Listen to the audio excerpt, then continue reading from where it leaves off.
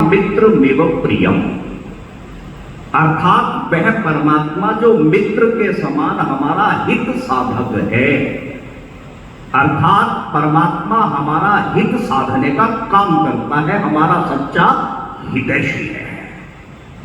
और ध्यान देना, दूसरा शब्द है प्रेष्ठम।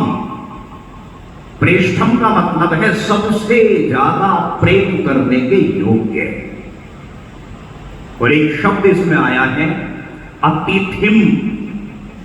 विस्तार में नहीं जाऊंगा। अतिथिम का मतलब है सर्वव्यापक। और एक शब्द आया है रथम नह। रथम नह का मतलब है सबका वाहक, सबका आधार, अर्थात सर्वाधार। एक शब्द आया है वेद्यम। वेद्यम का मतलब है हृदय रूपी वेदी में स्थापित करने के योग्य। और अंतिम शब्द आया है अग्नि। अग्नि का मतलब प्रकाशमान। तो ये पवित्र वेद मंत्र कह रहा है कि हे मनुष्य, तू ऐसे ऐसे ऐसे परमात्मा की नित्य प्रति स्तुषे अर्थात स्तुति किया कर।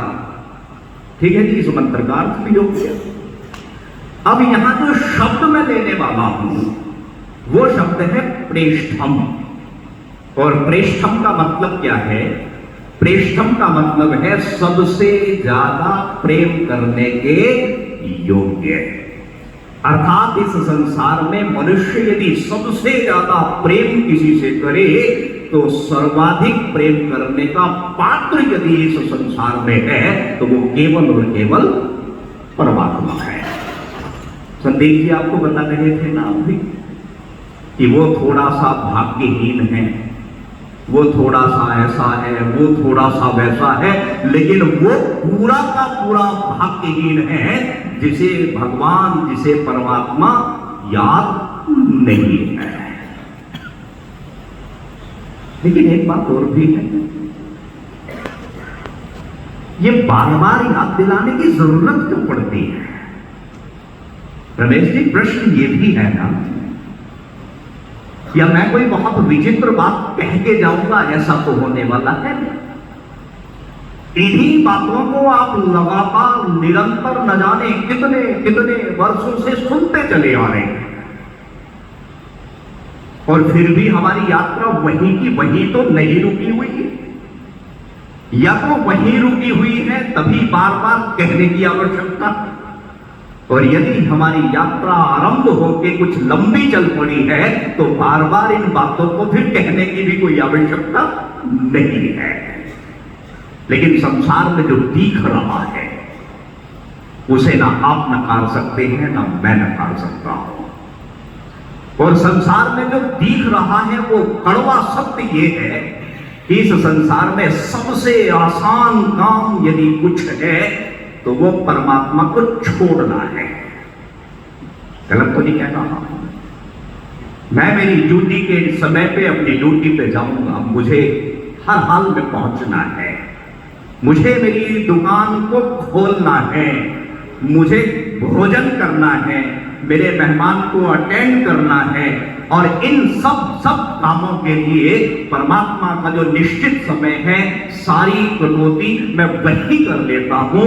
अर्थात जो सबसे प्रायोरिटी में मेरे जीवन में होना चाहिए, सबसे स्थायी संबंध जिससे मेरा है, कहीं ना कहीं उसे मैंने नेग्लेक्ट कर दिया है, उसे मैंने अवॉइड कर दिया है, उसे मैंने सेकेंडरी कर दिया है, और प्रायोरिटी मैंने इन सांसारिक संबंधों और सांसारिक पदार्थों को ही पूरी तरह से दे रखी है। और ये ऐसे ही नहीं है, इसके भी कारण है और बड़े कारण है। देखो, आपने सुना होगा अहमेदम ममेदम। ज्यादातर लोगों की ये दो शब्द समझ में आ गए हो, और संभावना ये भी है कि कुछ लोगों की समझ में नहीं भी आए होंगे। अहम इदम ममेदम का मतलब है अहम इदम अर्थात ये मैं, मम इदम का मतलब ये मेरा। तो क्या मतलब हुआ मैं और मेरा? मनुष्य के जन्म काल से ही ध्यान देना, इन दो प्रवृत्तियों का जन्म हो जाता है। जैसे ही मां के पेट से बच्चा बाहर आया, मैं और मेरा ये दो प्रवृत्तियां इसके जन्म के साथ ही पैदा हो गई हैं। और ध्यान देना, जैसे जैसे उम्र बढ़ती है ये दोनों प्रवृत्तियां प्रबलता को प्राप्त होती चली जाती हैं, ये दोनों प्रवृत्तियां भी प्रगाढ़ होती चली जाती हैं। मैं और मेरे का भाव आगे बढ़ता चला जाता है और उसका उदाहरण आप सुनिए। 6 महीने का एक बच्चा, भाई बच्चे का ममत्व का जो आरंभ है वो किससे हो रहा है?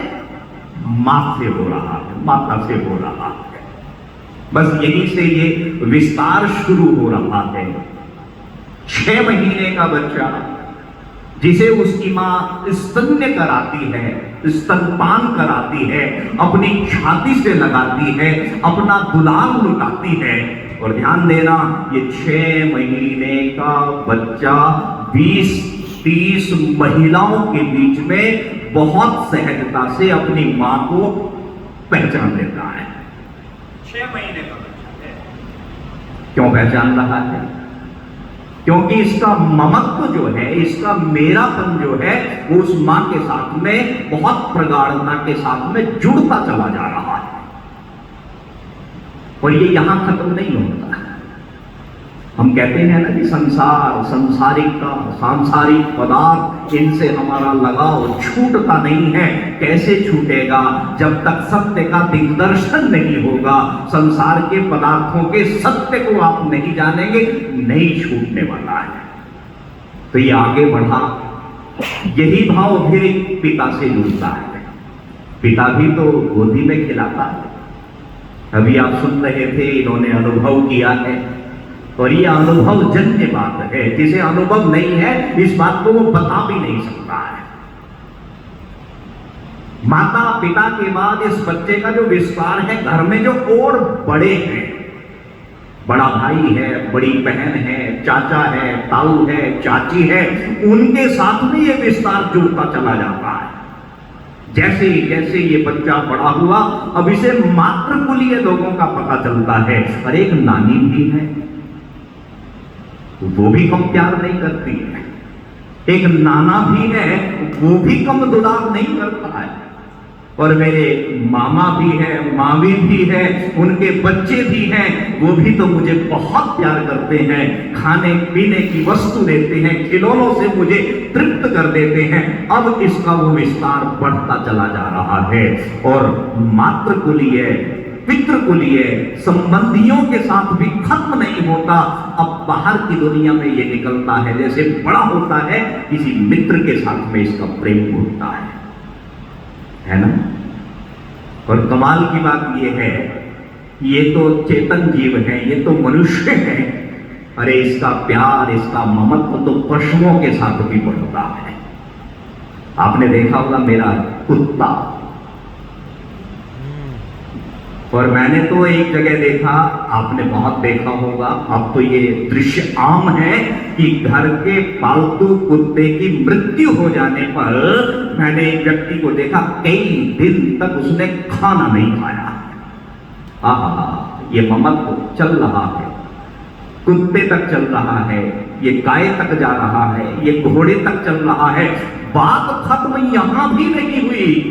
अब इसका जो ये प्रेम है, आकर्षण है, मैं और मेरापन है, ये जड़ वस्तुओं तक भी चल रहा है। अब ये कहता है ये प्लॉट मेरा है, ये मकान मेरा है, और इस मकान के साथ में साहब मेरी भावनाएं घुटी हुई हैं। इस मकान को मैंने अपने गाढ़ी कमाई से बनाया है और एक एक वस्तु, मकान का एक एक डिजाइन मैंने इस मकान को खड़ा करने में मानो अपनी जिंदगी का बहुत बड़ा एक हिस्सा लगा दिया है। और इस मकान से मेरी भावना बहुत दृढ़ है, अर्थात बहुत ज्यादा लगाव इस जड़ वस्तु, इस मकान के साथ में व्यक्ति का बनता है।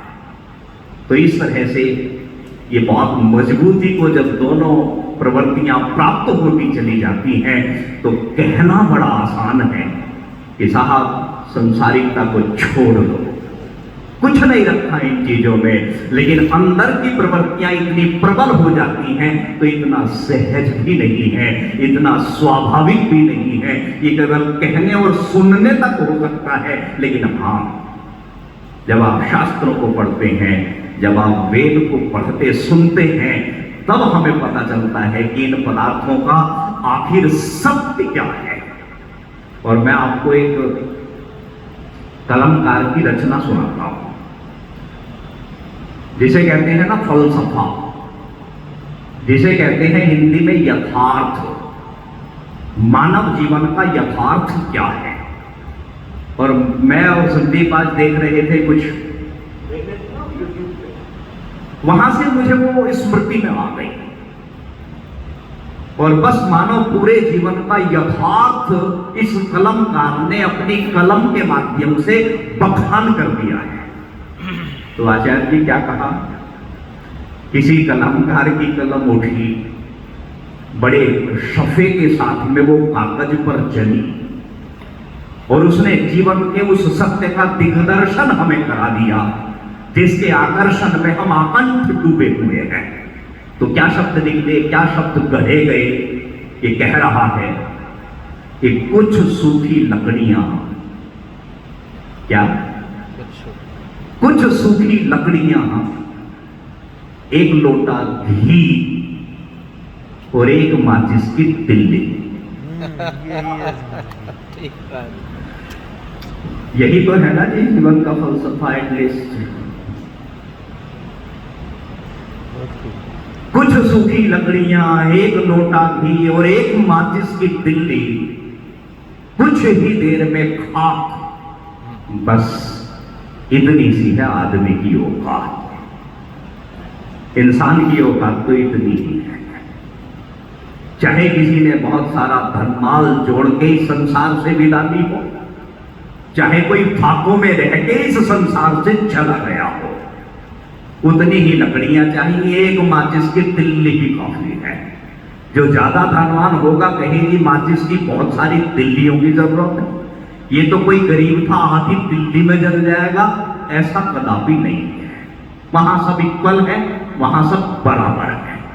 तो क्या कहा इस कलमकार ने, मानो आंख खोलने के लिए ये रचना रच दी। और दोबारा सुने क्या कहा कि कुछ सूखी लकड़ियां, एक लोटा घी और एक माचिस की तिल्ली, कुछ ही देर में खा, बस इतनी सी है आदमी की औकात। और आगे क्या कहा कि एक बूढ़ा बाप शाम को मर गया, और ऐसे ही बूढ़ा नहीं हुआ, पूरी तरह से उसने अपना जीवन अपने बच्चों के लिए जिया, अपने परिवार के लिए जिया। सबसे ज्यादा तवज्जो अपने परिजनों को दी, उनके सुखद सुनहरे भविष्य के लिए उसने अपनी हड्डियों को गलाया। और क्या कह दिया कि एक बूढ़ा बाप कब मरा, कब मरा, दोपहर को नहीं मरा, या दोपहर को नहीं मारा गया कवि के द्वारा, रचनाकार के द्वारा, सुबह को भी नहीं मरा, कब मरा, शाम को। और आप जानते हैं ना हमारे यहां रात को अंत्येष्टि करने का विधान नहीं है। शमशान घाट में रात को चिता जलाने का अधिकार नहीं है, या ऐसा कोई उसूल नहीं है, ऐसी व्यवस्था नहीं है। तो शब्दों को ध्यान से सुनना कि एक बूढ़ा बाप शाम को मर गया, अपनी सारी जिंदगी परिवार के नाम कर गया, कहीं रोने की सुगबुगाहट तो कहीं फुसफुसाहट। दो चीजें ही होती हैं बस, ठीक है, ये दो ही चीजें होती हैं साहब। एक तो सच में किसी को बहुत दुख होता है जाने का, और किसे दुख होता है जाने का जिसका उस जाने वाले से ज्यादा स्वार्थ पूरा हो रहा होता है। ये कड़वा सकते हैं, ध्यान देना मेरी बात को।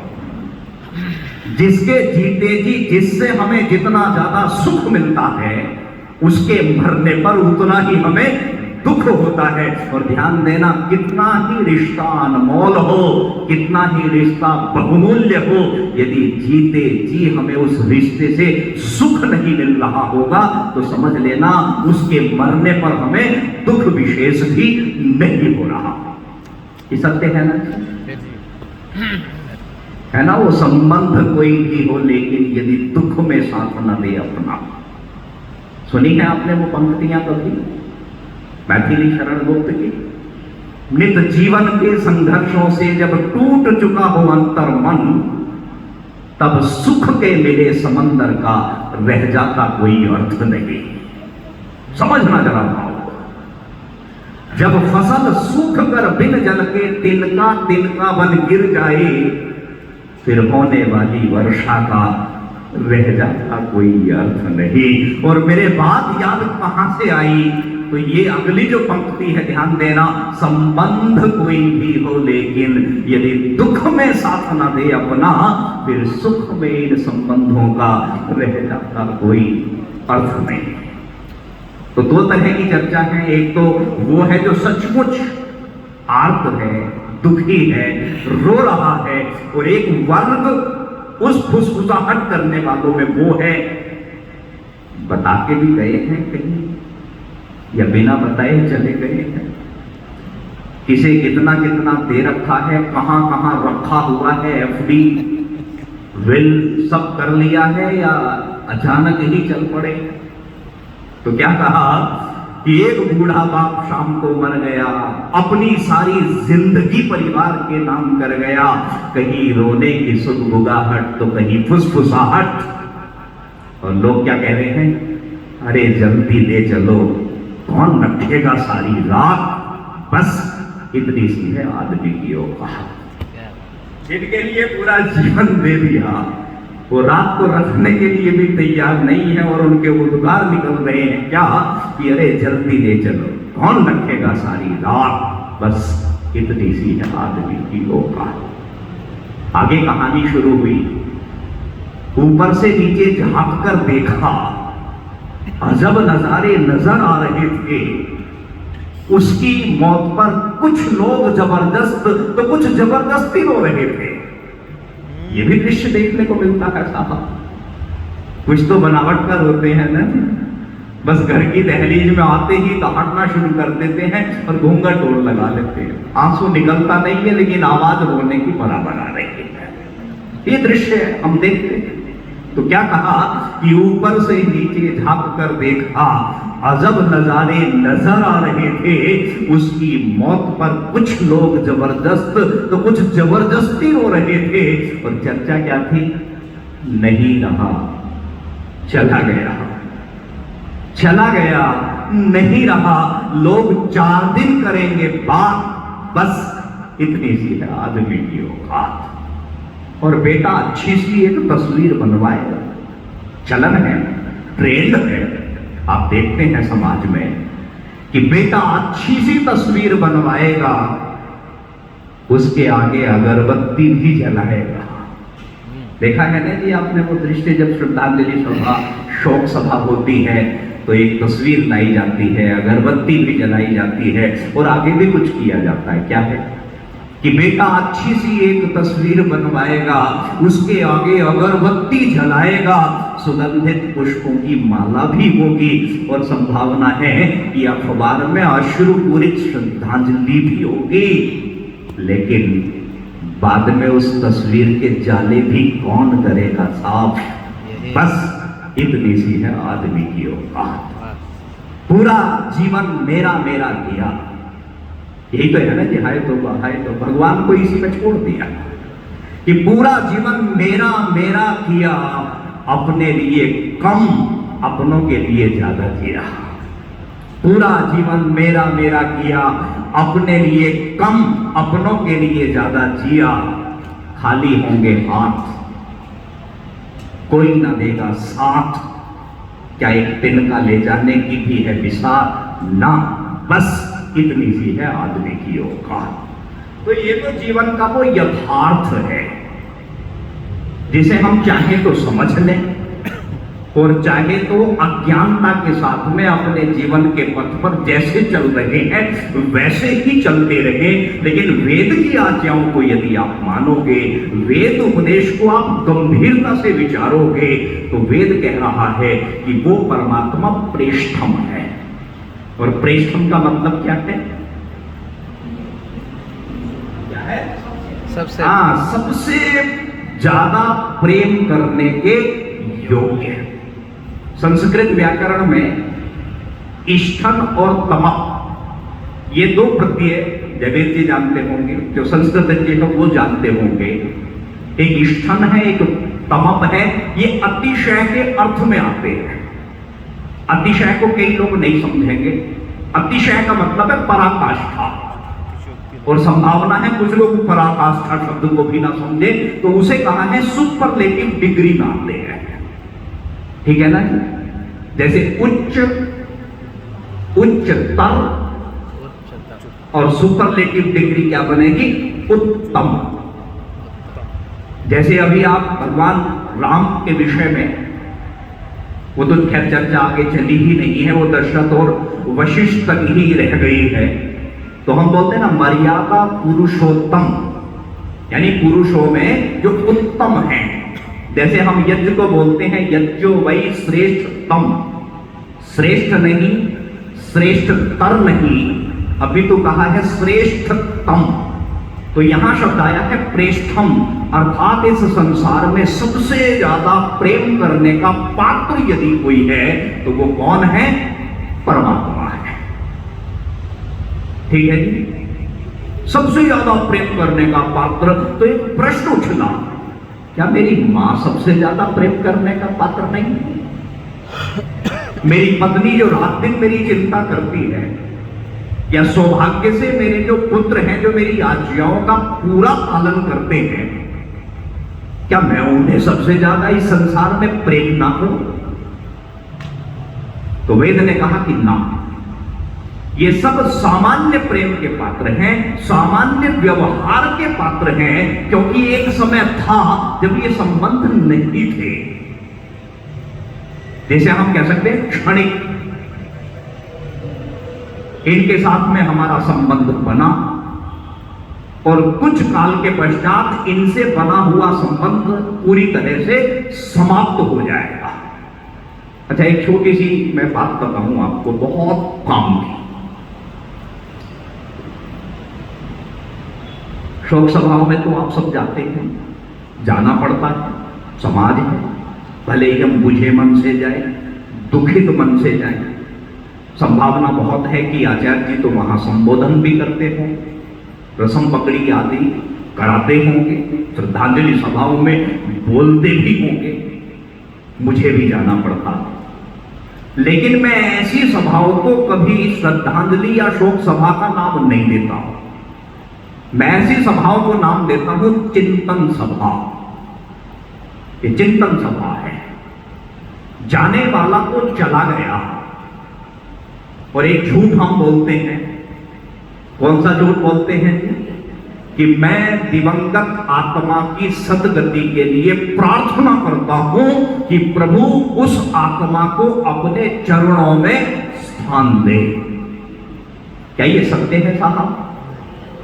बिल्कुल भी सत्य नहीं है।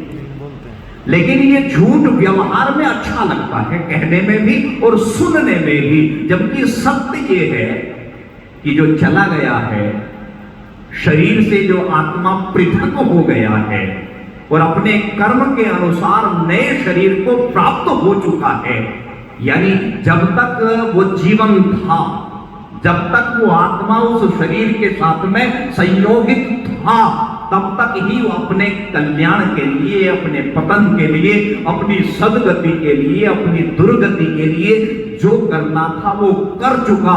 अब मेरी कोई औकात नहीं है, आपका भी कोई सामर्थ्य नहीं है कि उस आत्मा की सदगति के लिए आप कुछ भी कर सकें। तो ये व्यवहार में तो ये ठीक सा लगता है।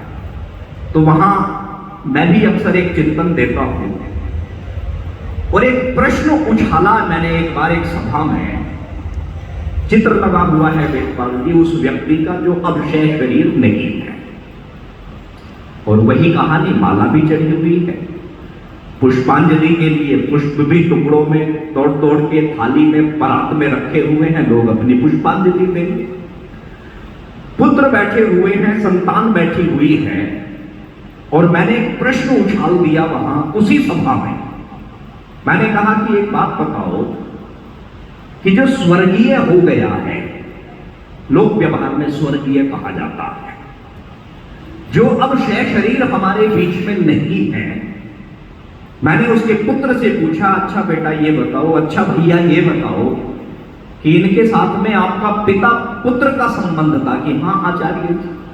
तो सीधा सा मेरा प्रश्न ये है कि क्या आपका संबंध इस पिता के शरीर से था, या आपका संबंध इस पिता के भौतिक शरीर को चलाने वाले चेतन तत्व आत्मा के साथ में था? भाई प्रश्न तो जायज है, बिल्कुल बनता है ना। तो वहां इस प्रश्न को सुनकर देखना, दो धड़े तैयार हो जाएंगे।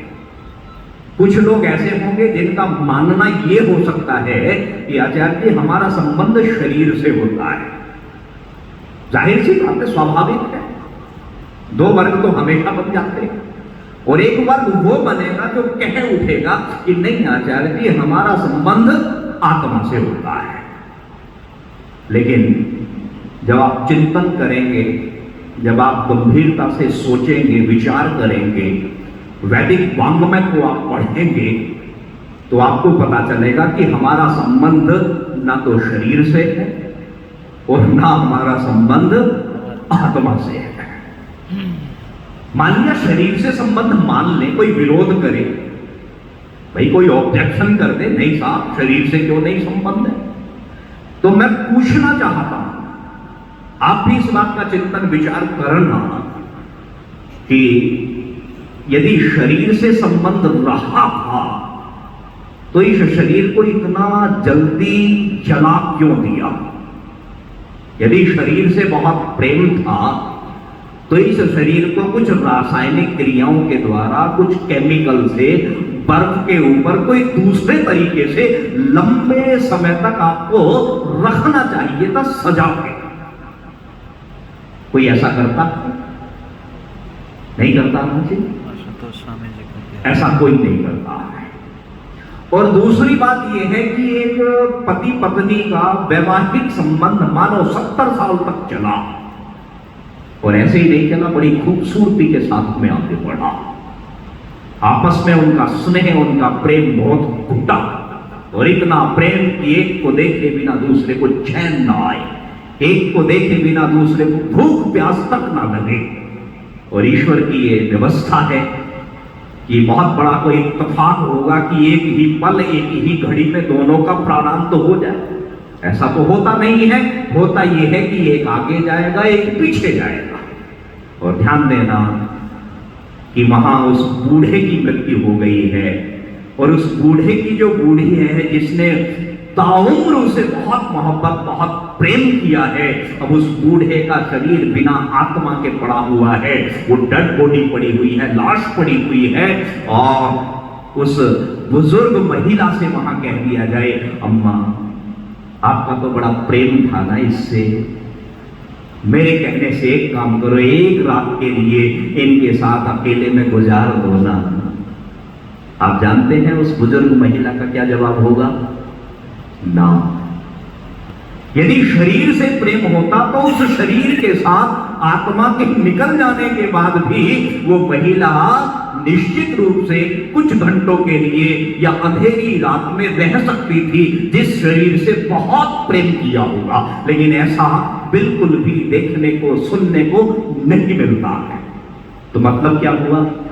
मतलब हुआ हमारा संबंध शरीर के साथ में नहीं है। फिर तो आत्मा से जरूर होना भी चाहिए। लेकिन ध्यान देना, मेरी उम्र लगभग 50 की होने वाली है, 72 बॉर्न हूं मैं, लगभग बिल्कुल बॉर्डर लाइन पे आ गया। और ये बातें मैं मंच पे क्यों बताऊं, लेकिन बता ही दी है तो अब सुनो। लगभग 50 वर्ष पहले जब मैं मां के गर्भ से बाहर आया था, तो मां मां के पेट से बाहर आते ही मुझे अनेकों संबंध सहज प्राप्त हो गए थे। बहुत प्यारी मां मिली, प्यार करने वाला पिता मिला, 4 बड़े भाई मिले, 2 बड़ी बहन मिली, चाचा चाची ताऊ ताई और न जाने वही सारे संबंध मुझे बहुत आराम से मिल गए। मेरा संबंध इनके साथ में जुड़ा, मेरा प्रेम इनके साथ में बढ़ा और मैं और मेरे का विस्तार भी आगे बढ़ा, जो मैंने अभी आपको बखान किया। और ध्यान देना कि मैं इस शरीर से पहले मां के गर्भ में आने से पहले निश्चय ही किसी और शरीर में पहले रहा हूंगा। ये तो सत्य है ना? क्यों बेटी? भाई इस जन्म से पहले पहला भी जन्म होगा, पूर्व जन्म होगा, और वहां भी मेरे अनेकों संबंध बने होंगे। और उससे पहले श्रृंखला को आप पीछे ले जाओ तो पता चलेगा अनेकों लोगों से, अनेकों जीवों से मेरे संबंध प्रगाढ़ता को प्राप्त होते चले गए होंगे, रहे होंगे। और ध्यान देना, जब मेरी मृत्यु होगी और मृत्यु होते ही भले ही चाहे संज्ञा रह जाए, नाम रह जाए, लेकिन संबंध रहने वाला नहीं है। और जैसे ही मैं मरा, सुनने में अटपटा सा लगता है, मृत्यु कह दो तो बढ़िया सा लगता है। जैसे ही मैं मरा, ईश्वर की न्याय प्रणाली में मेरे कर्मों के अनुसार मुझे दूसरा गर्भ मिलेगा और उस गर्भ से जब मैं बाहर निकलूंगा तो वहां फिर मेरे संबंध जुड़ने शुरू हो जाएंगे और भविष्य में भी ये प्रक्रिया चलती रहेगी। न जाने कितनों से संबंध बने हैं, कितनों से मेरे संबंध हैं और न जाने कितनों से मेरे संबंध बनते चले जाएंगे। लेकिन ध्यान देना, ये क्षणिक हैं, ये सदैव रहने वाले नहीं है। लेकिन एक कोई ऐसी सत्ता है, एक कोई ऐसी शक्ति है जिसके साथ इस जीवात्मा का संबंध सदा से था, है और सदा रहेगा। उसी के लिए शब्द आया है प्रेष्ठम, अर्थात इस संसार में सबसे ज्यादा प्रेम करने का पात्र यदि कोई है तो कौन है? परमात्मा है। ठीक है ना जी? अगर इश्क खुदा से हो, अगर इश्क खुदा से हो तो सुकून मिलता है, ना खौफ जुदाई का, ना खतरा बेवफाई का। समझ गए ना जी बात को? बन बन के सहारे छूटते हैं, ये रीत पुरानी है जग की। सच्चाई है ना जी, सत्य है ये बात कि बन बन के सहारे छूटते हैं, ये रीत पुरानी है जग की। रूठे ना कभी, छूटे ना कभी, बस तेरा सहारा काफी है। तो उस परमात्मा पर हम पूरा ध्यान लाएं, पूरी प्राथमिकता के साथ में। अभी आप सुन रहे थे, सैकड़ों काम छोड़ के ये काम, हजारों काम छोड़ के वो काम और करोड़ों काम छोड़ के उस परमात्मा को ध्याओ, उसकी भक्ति, उसकी पूजा करो। और यही वेद का संदेश है। इस वेद का संदेश मैं बहुत सरलता से, क्योंकि मैं सरल बोलता हूँ भाई, सीधी सी बात है, और सरलता है में मुझे अच्छा भी लगता है। बिल्कुल एग्जैक्ट समय पूरा हुआ है। मेरी शब्दों के साथ में अपनी वाणी को यही बहुत स्नेह से, बहुत अपने मन से आपने सुना, इसके लिए बहुत आभार। इति ओम शब्द।